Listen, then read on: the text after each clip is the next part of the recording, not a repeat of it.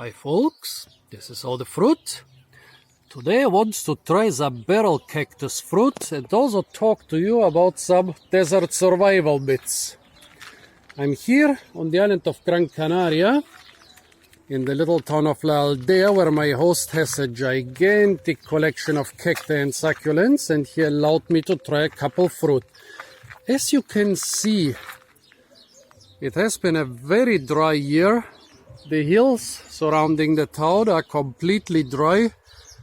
Even the cacti, which are usually not being watered,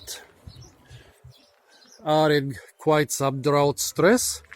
As you can see here, the mother-in-law cushion and also the barrel cacti, they started with hundreds of flowers and then most of them got aborted, I guess due to drought stress. So the cacti are really thirsty.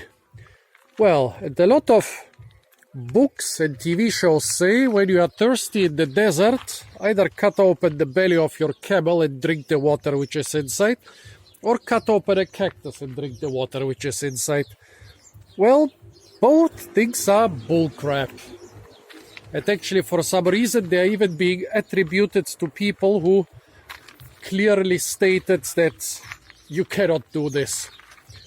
Well, if you open the belly of a camel, there will be some disgusting greenish brownish liquid, and pretty much everybody who manages to drink some of it will just puke it out and actually lose a lot more water and a lot more health and chances of survival as if he had left his camel alone. But what about the cacti?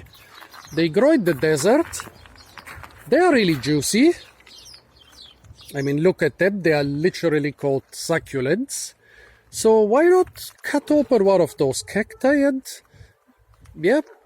drink the juice coming out, or suck the juice from the flesh, or squeeze the juice from the flesh and then drink it? Why not? Well, first, if you try this somewhere in Africa or here in the Canary Islands, you might get a spurge.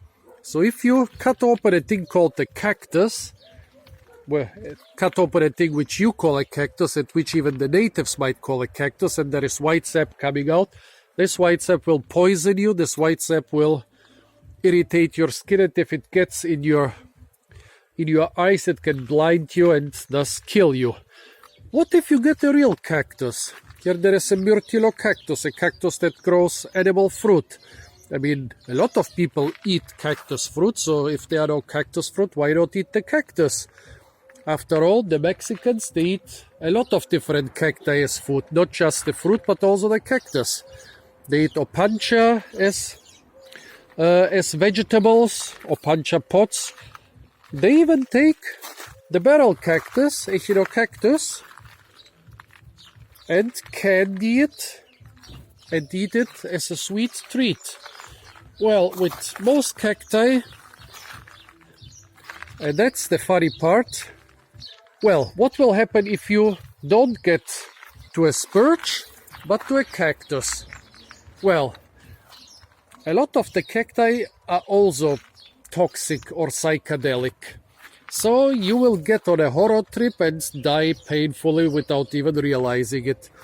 Also, a lot of them, well, taste bitter, they have horrible taste, they will upset your stomach, you will puke out your stomach contents, and those destroy your chances of survival. Even if nothing bad happens, cacti and other succulents, they don't simply have juice, they have a very gelatinous juice. They have a lot of salts and acids and sugars and other stuff dissolved in their juice. They are supposed to retain the juice in the plant. So if you have this juice or the contents of a cactus in your stomach, they will basically suck out water from your body and you'll end up more dehydrated. A lot of the books say all the cacti will kill you except the barrel cactus if you eat it. But then they say, yep, but most of the barrel cacti will also kill you. You can just eat the fishhook barrel. But then they say, nope, even the flesh of the fishhook barrel is toxic and psychedelic and will also dehydrate you and give you hallucinations and basically help killing you faster and more painfully. But what about the fruit of the barrel cactus? So we now established, if you want to eat cacti, don't do it in a survival situation. In a survival situation, you can eat cactus fruit, but don't eat the cactus plants. If you are in some Mexican restaurant and they save you some tasty opancha pots or some other cactus, and you are in a place where you are well hydrated and in civilization, you can eat them. If you rely on them for survival, you will die. What about the fruit? Well, since we had a lot of drought, as you can see, every one of those cacti started with hundreds upon hundreds of flowers. And look at this one, from all those hundreds upon hundreds of flowers, there is only one measly fruit which will maybe have some contents. It's the same with most of the other cacti. Let's find one which is an exception. Look at this one, some of the fruit got almost developed and then the cactus aborted them. Well, so we are in a real life simulation of a survival situation here. We are in a drought situation and now we are trying to get some. Well, if you want to use the fruit for hydrating, forget it.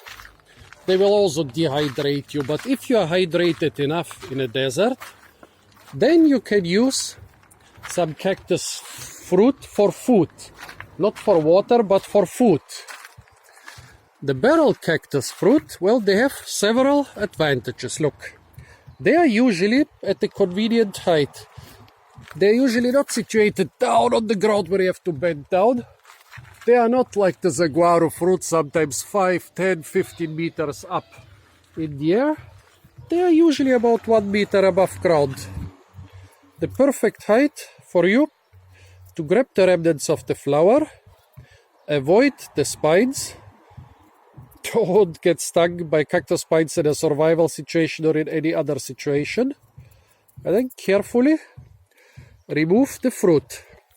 Those fruits are quite small and they will maybe even taste different from normal cactus fruit. When I've eaten barrel cactus fruit in the Arizona desert, they were about 3 times the size because they got more rain than they got here.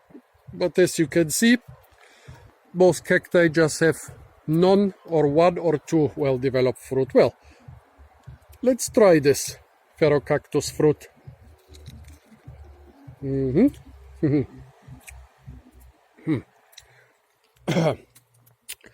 Pretty sour. And it's the sourness of a sorrel or of a wood sorrel.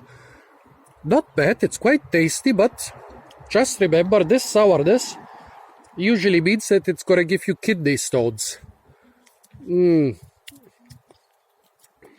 So even though when you suck out the seeds and the surrounding flesh, even though it will give you a lot of, some amount of sour, tasty sour juice, this juice will actually dehydrate you. You need to drink a lot more water if you eat those cactus fruit and drink the juice. Not a good idea in a survival situation, except if you are really close to a really good source of water. I don't know if this is a different species. But this one smells and tastes of pineapple. Look, the fruit is a little bit more reddish. The plant looks like it's of the same species. Sometimes fruit of the same species tastes differently. Nice. Pineapple. No sweetness, but this basically tastes like a sour but very aromatic pineapple. In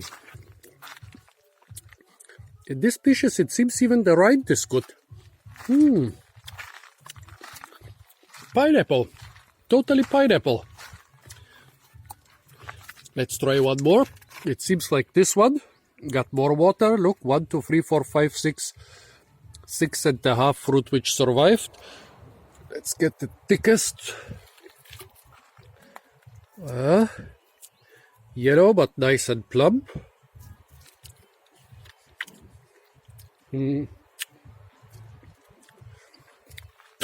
No pineapple, but again the nice sourness. Look, inside it's basically like a dragon fruit, which is also a cactus fruit.